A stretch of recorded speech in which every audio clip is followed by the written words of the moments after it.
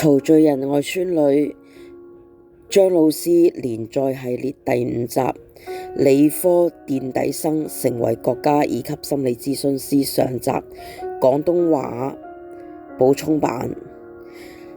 上帝呢曾經咁樣講過嘅，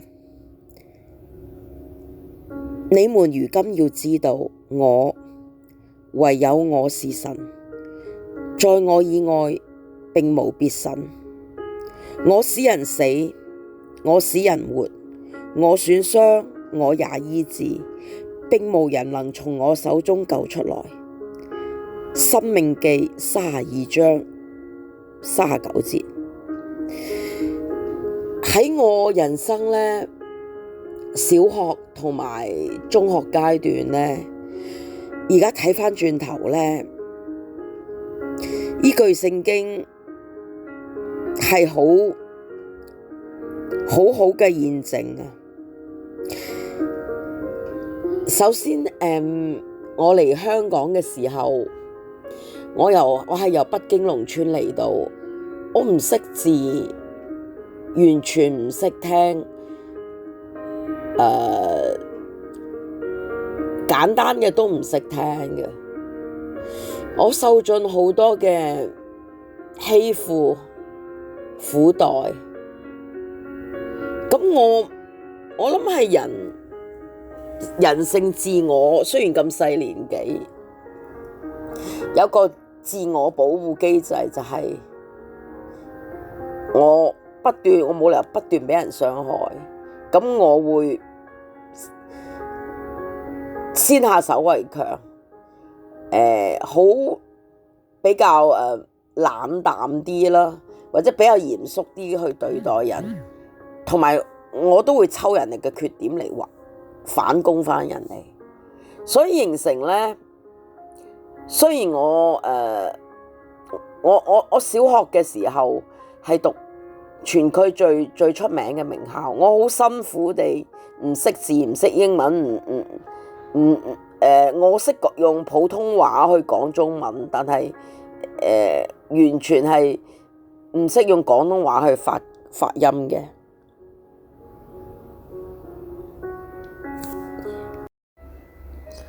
所以我都係被排擠嘅，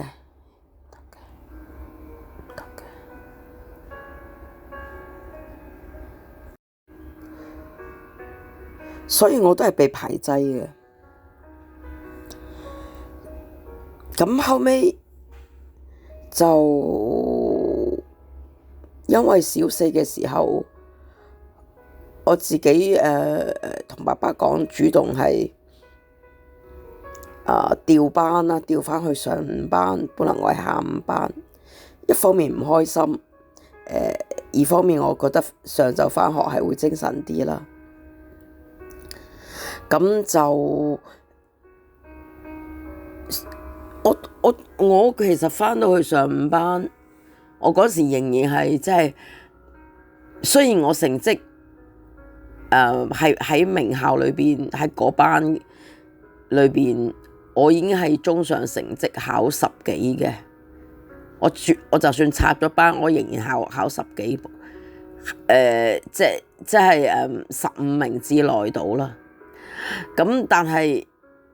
喺人才仔嘅名校裏邊，我就真係唔突出。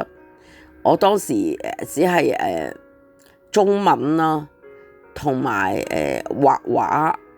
比較突出咯。咁中文極其量中文老師都錫我，咁但係中文唔會佔好多嘅比例。但係窮我就係即係全班數1數2。住木屋區，冇幾多個住木屋區，窮極都有公屋住。咁我係住木屋嗰個，咁但係啲同學都係好愛戴我，好鍾意同我玩。課餘啦，課外班，不過呢樣嘢都係同嗰個富商太子爺咧，富商班長咧，佢嘅帶領係好大關係。班長咧係無論人哋高矮肥瘦，生得醜樣唔醜樣，成績好唔好，貧富咧，佢都唔會蝦人哋嘅，佢都唔會好大髀咁樣嘅，都係好公正，對人都係好真誠嘅，好公事公辦嘅人嚟嘅。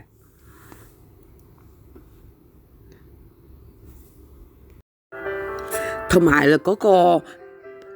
男班長咧，富商男班長咧，我同佢好好傾嗱。喺返學嘅之前啦，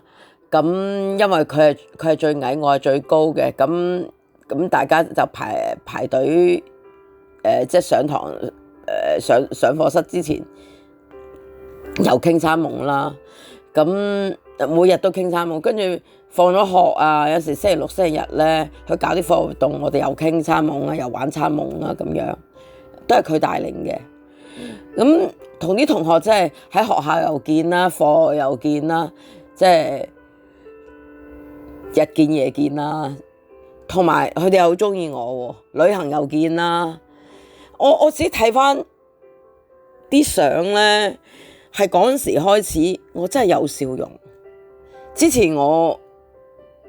冇笑容嘅，好似步步為營。我睇翻我細個嗰陣時相，係嗰陣時開始咧，我做翻我以前喺農村嗰陣時嘅樣，我成個人即係回翻我以前農村嘅女孩，無憂無慮啊，見個個人都有傾有講啊。我做翻嗰樣嘢，咁我覺得我而家睇翻呢個時刻係好重要啦。跟住咧，我就做咗叫做2個學期1年嘅同學之後咧，舉家因為移居啦，移居去另一個區。咁去咗呢一區嘅時候，我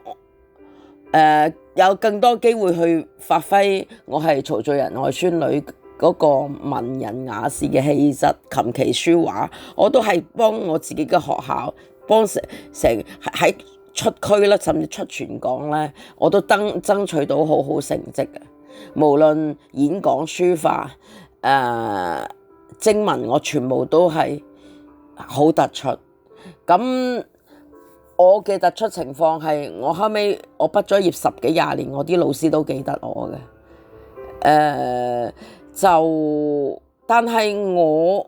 而家諗翻，如果我冇嗰橛經歷，班長佢對我嘅完全接納、欣賞，同學對我完全嗰個即係照單去收嘅話，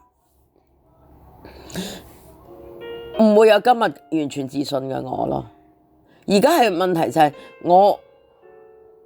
完全嘅自信係因為我完全越敢去面對我自己，我自己嘅軟弱，我自己嘅缺點，我都夠膽去面對。因為我最差嘅時候，啲同學都咁中意我，咁我有咩唔夠膽顯咗出嚟咧？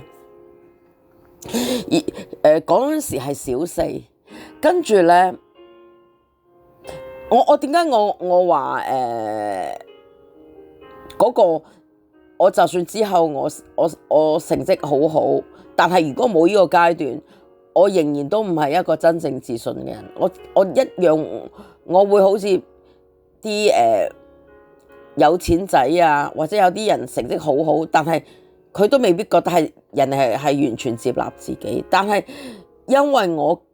經歷過小4最差嘅情況，啲同學都咁接納我，咁欣賞我，咁中意同我玩，所以我到另一個環境，我完全可以顯示我琴棋書畫嘅優勢嘅時候，才幹嘅時候，我仍然都夠膽咯，俾人哋知道咯，俾人知道真實嘅我係點樣。我唔會用呢一樣嘢嚟到顯示我係好有能力，好有吸引力，但係我其他嘅嘢我係揞住嘅。我完全夠膽去面對自己。呢啲嘢我就睇返係上帝，佢藉住好多人去傷害我，但係佢又藉住我小4嗰一年，讓到我係被醫治咯。我完全我嘅抑鬱症、自卑感係完全被醫治。咁跟住，亦因為咁樣咧，我可以同初中嘅時候去同嗰個金鋪太子爺嗰個